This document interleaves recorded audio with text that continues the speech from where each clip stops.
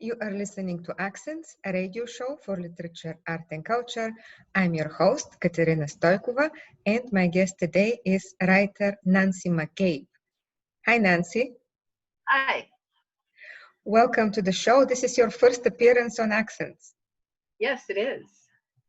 And I have wanted to interview you for quite some time, ever since I heard you give a lecture on how to write about relatives. Oh, yeah, that was a long time ago. Yeah, so it's been a goal of mine to have you on Accents. Nancy McCabe's new book is Can This Marriage Be Saved? A Memoir. She has published 5 previous books, received a Pushcart Prize, and had work recognized 8 times on Best American Notable lists. So, Can This Marriage Be Saved? A Memoir. And can you show it to our listeners/viewers? Here it is. How exciting. Tell us about that book. So basically, it's about when I was very young. I rebounded from a very intense high school relationship into a sort of ill-advised marriage. I was 20 years old, and I did love my husband, but I didn't really have what I thought at the time and still think were the requisite romantic feelings. And I felt a kind of constant underlying dread that I was making a mistake. But I went ahead with it. Once we were married, though, we kind of switched places. I felt obligated to make the marriage work, and he started to feel that it had been a mistake. So the book is really the story of those really messy youthful decisions, and then what we do with them. So I've always resisted the idea that just because a marriage ends in divorce, it was a mistake or a failure. And I don't really think of this as a sad story. It's a difficult one in many ways, but it's also a story of growth and discovery. I would love for us to hear an excerpt. Do you have something prepared for us? Sure, yeah. So I'm going to just read. This is basically the opening chapter. There's several pieces of basically an essay that are in the forms of a women's magazine quiz. So this is just an excerpt from that. So, can this marriage be saved? A quiz. 1. Which best describes your reasons for marrying him? A. You have no idea. You were only 20, too young to know what you were doing. B. You have no idea. You were 20, old enough to know better. C. This is what you're trying to figure out. You weren't in love with him. You weren't even attracted to him, even though he was a perfectly nice person, clean and wiry. His prematurely receding hairline and thick brows and goofy humor reminding you of a Muppet, sweet and cartoonish. You felt toward him a fraternal affection. D. You were trying to somehow fill the emptiness that came over you at dusk, the months after your first love disappeared. E.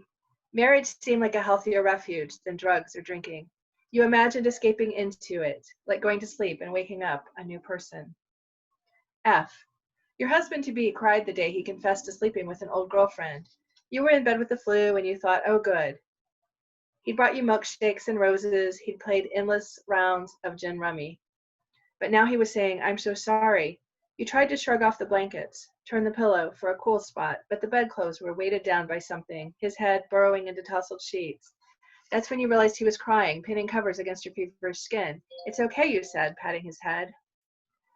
G. You were saddened by his anguish, seeing in it your own anguish over your first love, seeing in it all the world's unfulfilled longings. H. He begged you to marry him, and you knew you would never get what you wanted, so why compound the grief by denying him what he wanted too? And I'm going to go ahead and then just skip down to the end of this because this is a very long quiz. We get to the end and of this particular question. You told yourself that after the wedding, by force of will, you would be attracted to your husband-to-be, that his touch would melt you and give you shivers at the same time, the way your first loves did. P, all of the above. Q, none of the above. R, you're too confused by the tangle mess you got yourself into. You have no idea.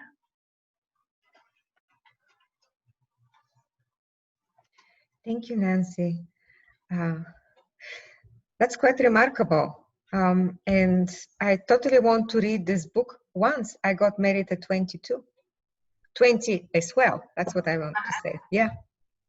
That's been one of the fun things about this book is I talked to so many women friends who are like, oh, let me tell you about my marriage when I was 20, 22, a couple people when I was 16, 15. Yeah. So I'm discovering all these things about how many of us have these similar experiences. It is very relatable. You know, I found myself checking where am I on the quiz. So I think that I want to read the whole thing and look at the answers. So what else is in this book? So basically, you know, the book, it took me a long time to write. It's kind of started out as a novel. It eventually evolved into a memoir. And then I turned it into a series of essays before I turned it back into a memoir. So it went through a very long process. But so there are chapters that are from a lot of different kinds of perspectives and forms, and or use different extended metaphors. You know, of course, there's the women's magazine quiz, which kind of happened because I was so frustrated with the memoir. You know, after I wrote it as a full-length memoir, it still felt like the shape wasn't quite there. And somebody asked me if I would write an essay for the do-it-yourself issue of their magazine. And so I wrote this piece. I just boiled it all down into this women's magazine quiz and submitted that. And then the magazine that had asked for it in the first place said, oh, well, you know, we don't really believe that a women's magazine quiz could be 16 pages. And I'm like, okay, but it's not really a women's magazine quiz. It's just using that form because I was so influenced by those when I was growing up, reading columns and quizzes in my mother's women's magazines and the kinds of images that they created of what our lives were supposed to look like. And so that was a strong influence for me. So I actually then did place the quiz in another magazine. And so I said, well, what if I took each piece of this and turned it into like looked at it from a different perspective. So I did write a piece as an instruction manual, for instance, and another piece that I did sort of in the form of a scrapbook. There's an ekphrastic piece that takes off from Bosch's Garden of Earthly Delights, and a piece that borrows from Kafka's Metamorphosis, a curriculum guide, a piece written in the form of Bible study notes, a piece that uses Tom Swifty jokes, which I was really into when I was like 18 years old, as a sort of structuring device. So I'm taking a lot of different perspectives on this story. I'd love to hear another excerpt, and then I have a few more questions about this. Okay, sure. So I'm just going to read the first, this is really, really brief, but I'm just going to read the first few paragraphs of a piece called Before and After. And this piece actually, as you'll see, uses before and after weight loss ads as a kind of extended metaphor throughout. But here goes. So, before and after. Meet intelligent, sensitive singles just like you, the classified ad coaxed. I don't know if it was those words that first caught my eye or the advertisement below it, the diet pill ad that coupled before and after photos. In the before picture, a large, fuzzy woman avoided the camera. In the after version, a slim, focused woman smiled straight into the lens. The photos were supposed to be of the same person, but I couldn't find any resemblance between the two faces. I was 18, driving my 1976 Hornet around singing songs about rain. Raindrops Keep Falling on My Head, Kathy's song, and Just When I Needed You Most, which had not long ago played constantly on the radio. You left in the rain without closing the door. I sang in my car, but in public it was as if I'd taken a vow of silence. Talking was dangerous. I felt one word away from spilling over, losing it, falling apart. In the 6 months since Cole had abruptly dumped me, I'd imagined myself as the before photo, blurred, sloppy, my boundaries slipping. I wanted to be the direct, confident, cleanly contained person in the after photo. As if the pairing of the classified and the diet ads were deliberate and had something to do with each other, I sent in my $10 to meet other intelligent, sensitive singles. And that's how I, the girl who could barely speak, met a mute man.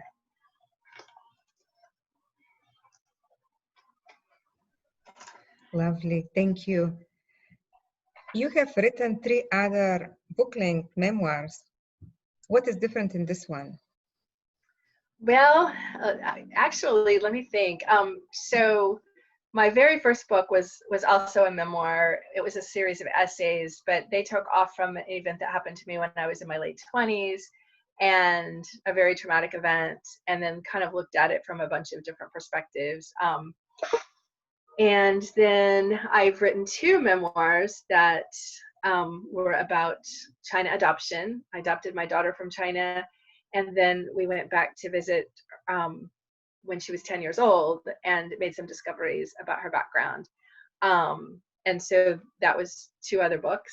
And then I've also written a book that is kind of a memoir. It's a combination of different things. It was about children's literature, the rereading books that I loved from my childhood, and then going to places related to those books, to tourist attractions around, the Midwest, Prince Edward Island in Canada, Massachusetts, and sort of exploring how those particular tourist sites interpreted the books that I love so much. So each memoir really, has a particular focus, and this is the first time I've really written about childhood, and then my young, my youth, my early 20s.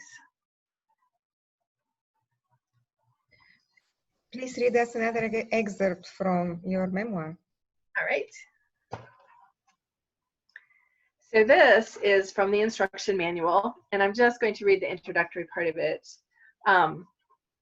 It's called Breathing on Your Own, Tips for Breaking That Nasal Spray Addiction. Maybe it starts with a cold, allergies, hay fever. At any rate, you're stuffy and congested, and maybe all night you sniffle and snort and toss and turn and bounce off the bed to pace, hoping that gravity will clear your sinuses. Let's say that you're 20 years old, newly married.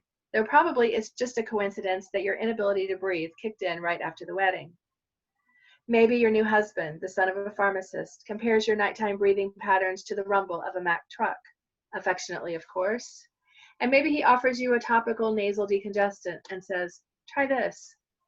Maybe you're dubious, but he assures you that he has it on his dad's good authority, that you should ignore the warnings on the container, the ones that caution you not to use it for more than 3 days. So now you're 20 years old and you're hooked. Say that not too long ago you were a girl who went to church every Sunday and never swore, a girl whose biggest rebellion was memorizing the Jesus Christ Superstar soundtrack after your youth minister warned you away from it. And now the beginning of your marriage has handed you disillusionment after disillusionment. Your husband mocks religion and drinks beer at lunch and never has time for a real conversation. And now you're an addict. You don't even drink and you've never smoked. You've always been an advocate of natural highs, the kind you get from stroking a purring cat or watching snowfall or listening to music or reading a great poem. But now here you are, dependent on a little plastic bottle, unable to breathe without it. You always thought that addiction required a high, but now you know that sometimes all it takes is the blessed absence of pain or struggle. And it's such a relief to sleep deeply through the night. It's such a relief not to flip from side to side or start awake face to face with your regrets. With proper rest, you feel less despair about this whole mess you've gotten yourself into, this short-term cure, this escape that might be a bigger trap after all, the marriage, not the nasal spray. Maybe you entered this marriage with deliberate recklessness, sad and lost and scared of your bleak, blank future, when the boy you'd grown up with and loved for 6 years broke up with you abruptly and eventually moved away, disappeared. Maybe you'd foolishly believed that marriage would provide a refuge from your anxiety, that somehow it would allow you to breathe again. But no, here you are, and every time you inhale a squirt of medicine and feel a rush of fresh air through your open passages, you know that you're just delaying the inevitable, that time is closing in on you.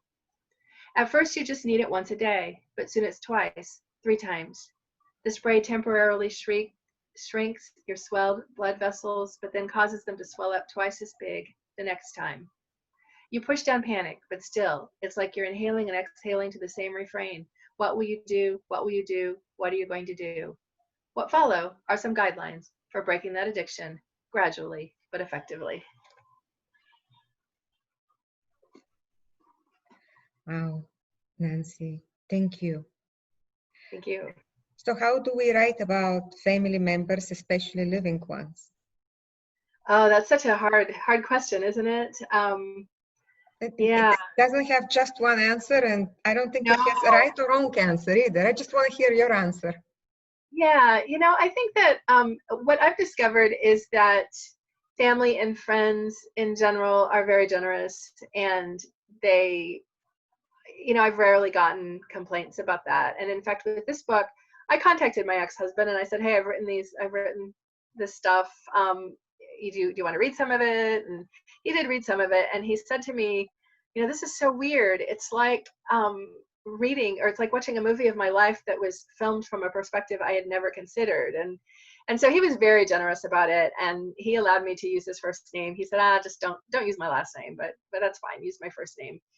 Um, so he was willing to allow me to, like, he to portray him in whatever way I felt necessary. But at the same time, I think we always have to remember the cardinal rule of creative nonfiction, which is that we have to be harder on ourselves than we are on anybody else. So I think if we remember that, then we're not writing to get revenge or to say, "Hey, look, what a victim I am," or how people treated me or anything like that. I mean, that's not the reason that we want to write memoir. We want to write memoir to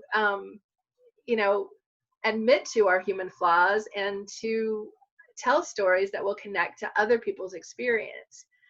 And so I think as long as we keep that in mind, then people tend to respond okay to the way that we portray them. I mean, sometimes it's a little bit more difficult. My mother always was the one person who always would sort of be like, "Why are you portraying me so negatively?" Even when I thought that I was portraying her really positively, she would say, well, I don't think it sounds like you don't like me. And I'd be like, "No, I mean, this wasn't meant that way at all." So she and I would kind of go back and forth about it. And that happened back when I was writing fiction, which is how I started out. And even then she'd be like, "Why are these mother characters always portrayed so negatively?" I'd be like, "Well, they aren't, I mean," and so of course then it became much more dangerous territory when I switched to writing memoir. Because with fiction I could say, "Oh, Mom, that's not you." But in memoir I'm saying that's you. So, but again, I think it's really, really important to portray people as generously as possible, and to admit to your own flaws and mistakes. What about children? Oh, that's a really tough one too, and especially because I did write the two memoirs about my daughter, and because she has appeared in my other writing. Um, and the first memoir that I wrote about her, she was 5 when it came out, and she was actually really excited by it, and she never perceived it negatively, and it actually made her feel that her story was important. And it really only had positive results for her. But then the second memoir I wrote about going back to China came out when she was 13, and I thought, "Oh my God, I'm writing about my kid. She's 13 years old. That's not a time when you want a book about you to be out there." And before I published it, we went over every word of it. I read it to her. I said, "If anything makes you uncomfortable, I'm taking it out. If there's anything that you think I've portrayed wrong, I'm changing it. I want your input." And so she was wonderful. She remembered many things that I hadn't remembered. She almost never asked me to take anything out. And so, I proceeded fairly cautiously. And again, she has always responded very positively to that book. More recently, I wrote an essay that had her in it one time, and I showed it to her. I said, "Yeah, I don't know if I'm going to send this anywhere until you looked at it." And she looked at it and she said, "I don't know." She said, "I guess it's okay." I thought, "Oh, okay, that's not a ringing endorsement." So I said, "So you're not comfortable with this, right?" And she said, "Oh, no, not really." I said, "Okay, I'm not going to do anything with it." I mean, I think it's so important to respect that, and make sure that the person that you're writing about, if it's your child in particular, knows that they can establish those boundaries. And there's other stories that I would like to write that involve our experience, and I've talked to her about it, and I'm like, maybe you want to write this. Maybe I shouldn't be writing it. And she said, "No, Mom, you get it right. You can write it. I'd prefer that you do it." So that might be down the road. But yes, it's a really big challenge, because our instinct, of course, our primary impulses are to protect our children, and we don't want to do anything to interfere with that. So it was always a dilemma. Well, there is writing and there is publishing. Right, exactly. Yeah. And that's how I've always felt. Like I can write about anything, but if I feel that it's going to in any way harm her, and of course if I feel that it's in any way going to harm another person that I've written about, I'm going to not publish that or take out those parts. One thing that I had to ask myself early on was, is the information I'm revealing about this person necessary to my story? Is it, or does it feel gratuitous? And there've been a couple of occasions where I was like, I don't think that people need to know this information about this person. I don't think that it's essential to what I have to say. And so I have edited out things that, I was afraid would maybe be harmful to another person. And you teach fiction, creative nonfiction, journalism, poetry. I'm going to ask about journalism, though. In your view, how would you describe the difference between CNF and journalism? Well, that's my kind of little secret, is I do teach journalism, but I don't actually teach the news writing classes, which I think are going to be quite different. But I do teach a feature writing class, and it has become more and more very much like a creative nonfiction class, because I think that there's so many intersections between feature writing and creative nonfiction. And so the pieces are typically shorter in the feature writing class, but the same principles basically apply. So yeah. And do you write poems? I actually do. I was always really intimidated by poetry, I have to say, and I took one poetry class when I was an undergraduate. That's the only class I ever took. And I was like, okay, I kind of know when I read an essay when I'm done, but I don't know when I write a poem when it's done. And so over the years, I would, try every now and then. And I'm totally in awe of those of you who are poets, I have to say. So, but a couple years ago, during a time of pretty major transition in my life, I decided to just try a little poetry project, kind of a low pressure thing where every day I would just try writing one poem and see what happened. And so over the course of 45 days, I wrote 45 poems, some of which were awful and some of which I was like, well, maybe I want to do something with this. And so then I did end up revising and publishing a few poems. And so, kind of along the way, I've been publishing occasional poems. I still am not sure that I know what I'm doing, but I think it enriches the other genres that I write in to, I started out as a fiction writer. I write creative nonfiction. I feel like fiction enriches, I've drawn a lot from fiction for my creative nonfiction. I've drawn a lot from creative nonfiction for my fiction, and I think that poetry helps me to really think about language in different ways and image patterns and things that are important also to my prose writing. So they all kind of feed each other. And here is the question that I ask all my guests who teach creative writing, and that is, what is the most important thing you teach your students? If there is one thing you want them to remember from your class and workshop, what is it? Oh boy. For me, I think that, you made the comment that writing is one thing and publishing is another. And while students who are majoring in writing, I mean, they do want to be professionals. They do want to make a living doing something having to do with writing. But I really, most of all, would like people to understand how the writing process is just such a rich and wonderful and healing kind of thing. Just engaging in that it just makes life so much richer. And publishing is a whole different thing.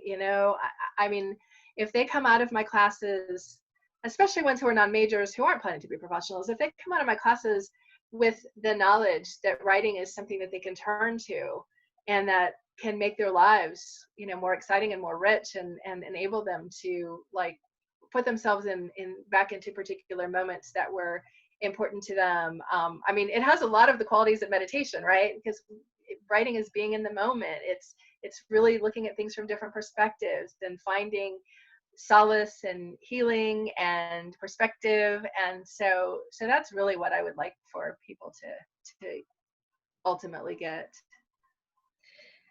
And let's get back to Can This Marriage Be Saved? A Memoir. And I have, I guess, two questions left for it. And one of them is about the title. How did you come up with the title?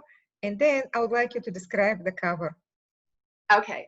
So the title, like I said, this was a really long writing process. And so the novel that I wrote, and then the memoir that I wrote, and then this manuscript originally, I was calling Flight Patterns, for various reasons having to do with the images in the pieces. But and then I had signed a contract, and I was doing a revision of the book a little bit over a year ago, and I sent the manuscript to several friends, writer friends, who gave me feedback. And they said, because I had the quiz at the very end, and they said, it kind of goes over a lot of material that you've already talked about in the book. Like, what if you sort of scattered the quiz throughout the book? And I was like, oh. And so that was when I did that. I experimented with that. And then I thought, Flight Patterns doesn't really fit this book anymore. I mean, this book jumps off from that quiz and is shaped so much by that quiz that I think that it should be. And the quiz was actually originally called Can This Troubled Marriage Be Saved? Because obviously if a marriage needs to be saved, it is troubled, so that's a little redundant. But I didn't want to run into any confusion, with the long-running column called Can This Marriage Be Saved, or any copyright issues. But then I finally, I asked a bunch of friends. I actually posted a question on Facebook, like, what do you think of this title?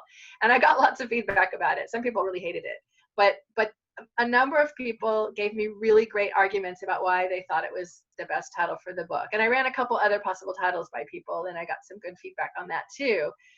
But it was wonderful, because I went back to my editor and just kind of said, okay, well, here's some things that people said. Here's what they liked about this title. Here's what they didn't like, and I went through all the titles.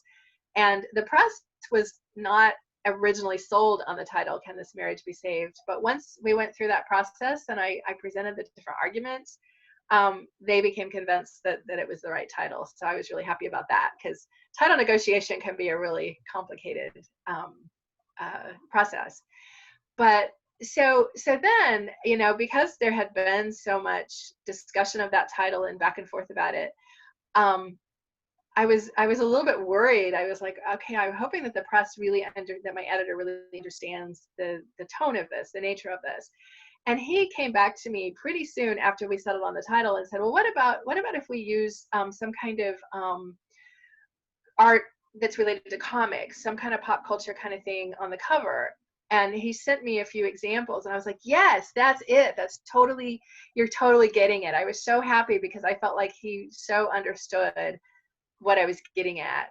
And so eventually he did locate what became the cover, which is,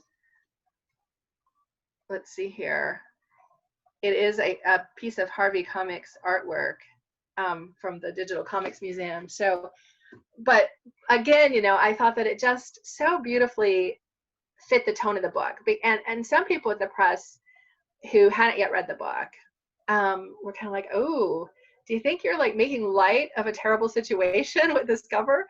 And he's like, no. Nancy and I both really like it. And so then they read the book and became sold on it too. But what I like about it is that, yes, marriage and divorce are serious subjects. And I went through a lot of misery and agony and all that when I was young. But ultimately, I wanted to take a playful approach to it. I wanted to bring humor to it, because there were a lot of really funny things and wonderful things about the situation too. And I wanted to bring those out. And so I do really like the cover art and the way that they echo what I was trying to do with the book. And what are you working on now? What are you writing? Because I'm sure you're writing something. Yeah. Lots of things, actually. But one thing that's kind of happened during the pandemic was I was working on an essay that had to do with the history of my house. My house is 120 years old. And so I had found all these really interesting things a while back about the history of this house. And then the essay has become a really long essay that's kind of like a book. I mean, it's gotten to be over 100 pages, so I realize I am writing a book. although I'm treating it very differently. Like with other books, I've written chapters that are sort of, they have their own arc, right? And this I'm treating more like a long essay with very short chapters that deal with the different aspects of my house's history.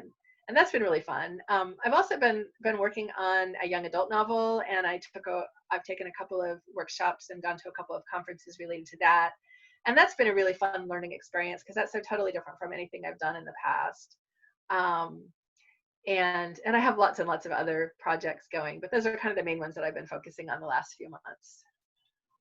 Thank you so much, Nancy. I appreciate you coming on Accents to talk about your new memoir, about your projects, what is the most important thing you teach your students, and to let us learn more about your creative life. Good luck with everything. Thank you so much. I'm really happy to have been able to talk to you.